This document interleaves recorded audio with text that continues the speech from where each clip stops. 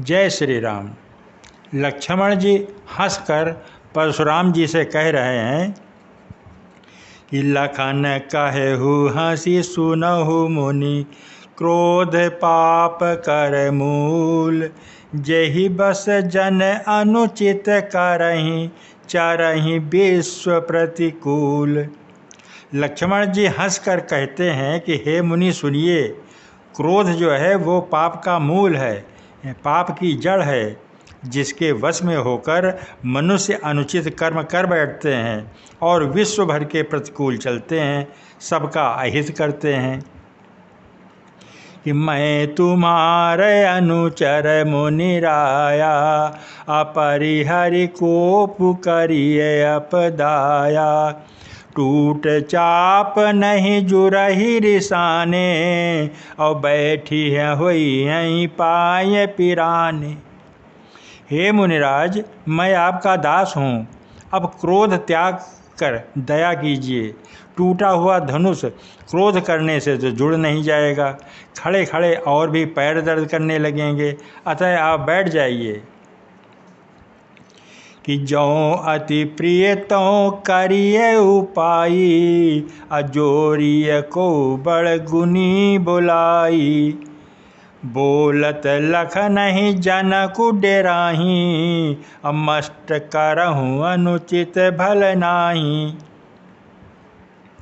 यदि धनुष अत्यंत ही प्रिय हो तो कोई उपाय किया जाए और किसी बड़े गुणी कारीगर को बुलवाकर जो धनुष को फिर से जुड़वा दिया जाए। लक्ष्मण जी के बोलने से जनक जी डर गए और कहते हैं, बस बस अब चुप रहिए, अनुचित बोलना अच्छा नहीं है। कि थर थर काँपहि पुर नर नारी, अछोट कुमार खोट बड़ भारी।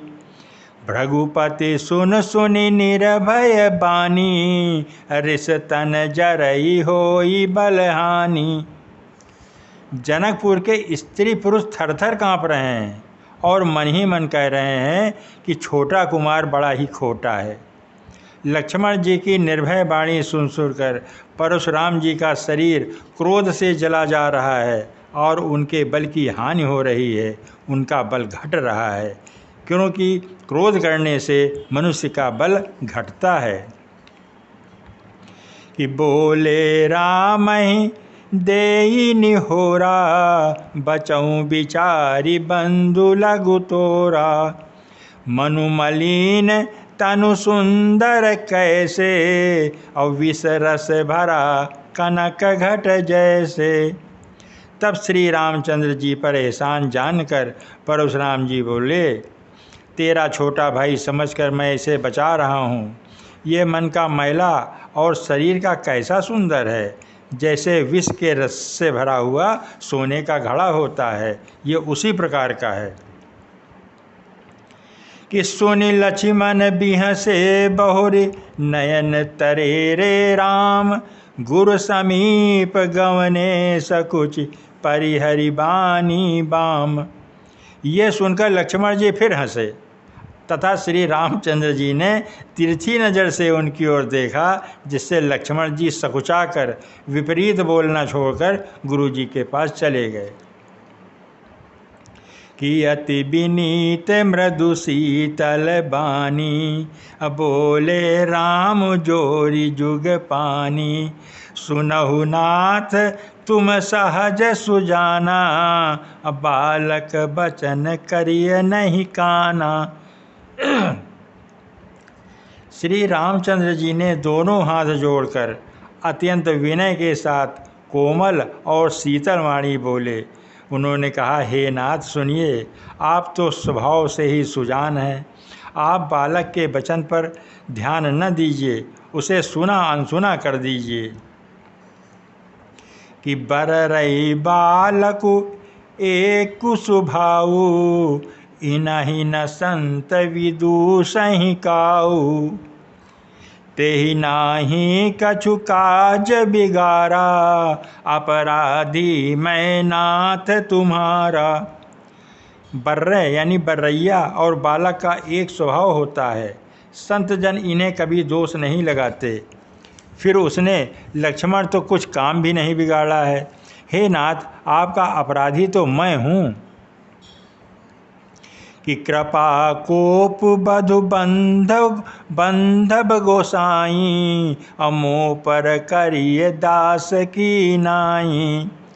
कहिय बेग जहि विधि रिस जाई, मुनि नायक सोई करऊ पाई। अतः हे स्वामी, कृपा, क्रोध, वध और बंधन जो कुछ करना हो दास की तरह अर्थात मुझे दास समझकर मुझ पर कीजिए। जिस प्रकार से शीघ्र आपका क्रोध दूर हो, हे मुनिराज बताइए, मैं वही उपाय करूं। कि कहा मुनि राम जाई रिस कैसे, अजहूँ अनुज तव चितव अनैसे। यही के कंठ कुठारु न दीना, तो मैं काह को पुकार कीना। मुनि ने परशुराम जी ने कहा कि हे राम, क्रोध कैसे जाए? अब भी तेरा छोटा भाई टेढ़ा ही देख रहा है। इसकी गर्दन पर मैंने कुठार न चलाया तो क्रोध करके किया ही क्या? कि गर्भ श्रवहि अवनिप रमनि, सुनि कुठार गति घोर। परसु अछत देखत जियत, बैरी भूप किशोर। मेरे जिस कुठार की घोर करनी सुनकर राजाओं की स्त्रियों के गर्भ गिर पड़ते हैं, उसी फरसे के रहते मैं इस शत्रु राजपुत्र को जीवित देख रहा हूँ। कि बहाहि नहातु दहाहि रिस छाती, भा कुठारु कुंठित नृपघाती। भयउ बाम विधि फिरऊ सुभाऊ, अमोरे हृदय कृपा कसिकाऊ। हाथ चलता नहीं, क्रोध से छाती जली जा रही है। राजाओं का घातक यह कुठार भी कुंठित हो गया, विधाता विपरीत हो गया, इससे मेरा स्वभाव बदल गया। नहीं तो भला मेरे हृदय में किसी समय भी कृपा कैसी। आजु दया दुख दुसह सहावा, सुनि सौमित्र बिहसि सिरुनावा। बाऊ कृपा मूरति अनुकूला, बोलत बचन झरत जनु फूला। आज दया मुझे यह दुसह दुख सहा रही है। यह सुनकर लक्ष्मण जी ने मुस्कराकर सिर नवाया और कहा कि आपकी कृपा रूपी वायु भी आपकी मूर्ति के अनुकूल ही है। वचन बोलते हैं मानो फूल झर रहे हों। कि जौं पै कृपा जरिहि मुनि गाता, क्रोध भय तनु राख विधाता। देखि जनक हठि बालक एहू, कीन चाहत जड़ जमपुर गेहू। हे मुनि, यदि कृपा करने से आपका शरीर जला जाता है तो क्रोध होने पर तो शरीर की रक्षा विधाता ही करेंगे। परशुराम जी ने कहा, हे जनक देखो, यह मूर्ख बालक हठ करके यमपुरी के घर जाना चाहता है। कि बेगी करहु किन आखिन ओटा, देखत छोट खोट नृप ढोठा। बिहसे लखन कहा मन माही, मुँह दे आँखि कतहु को नाही। इसको शीघ्र ही आँखों की ओट क्यों नहीं करते? ये राजपुत्र देखने में छोटा है पर है बड़ा खोटा। लक्ष्मण जी ने तब हंसकर मन ही मन कहा, आँख मूंद लेने पर कहीं कोई नहीं है, ऐसा लगता है क्या? जय श्री राम, जय श्री राम।